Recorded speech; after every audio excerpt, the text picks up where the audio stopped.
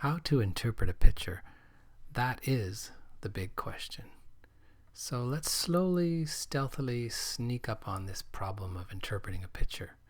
Because if pictures paint thousands of words, then why does it have to be a saying at all?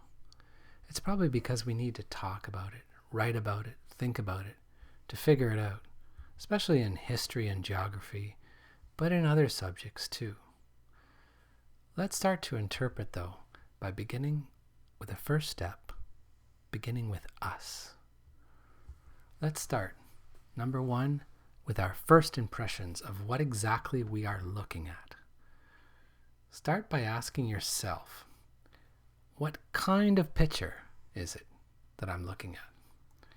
Right away, you can usually see whether it's a drawing or an engraving, and often that tells you something about when it's produced, how long it might have taken, or how accurate it is. And the kind of picture relates to the kind of message. But in any case, in all cases, it's you, the reader, that sees that message. It's you who reacts to an image. For example, take this powerful image of a protest scene. What seems to be happening here for you? Look closer to get an idea. How is it presented to you? How do you react? Yes, but how would someone else react? Another teenager, for example. Or what about another policeman or a historian? How would a historian see this picture? Is this picture a positive image or is it a negative image? See, the thing is, you're coming to it from a certain lens, and you need to ask yourself, what about me? Why do I have a certain first impression? What do you bring when you come to this interpretation of the image? You have certain life experiences and certain cultural backgrounds. That's part of your lens. But also, you have a technical experience. You know a little bit about photography, let's say, or painting or drawing or some other kinds of mediums. So what you know about how it was done also impacts how you see the picture. And finally, you have knowledge of the history itself, but also of things like how media works and all the references in your past reading experiences. Here are a few images, for example.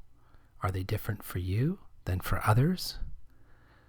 The pictures are different intrinsically, but how you see them is even more different. Do you notice, for example, two people smiling who you don't usually associate with smiling and friendliness? Or when you see an image like this, do you see an isolated path walking out to a calm beach? Or do you see a cliff and on the other side a drop, sheer drop to waves in an ocean? And when you see an image like this of a protest scene, well, this one is special because you already have the experience of another image of a protest scene. In fact, the same protest scene, and how you see the image is affected by that experience. So remember, your lenses influence your experiences. If you're a Canadian fan, you might see this image with a positive feeling of nostalgia.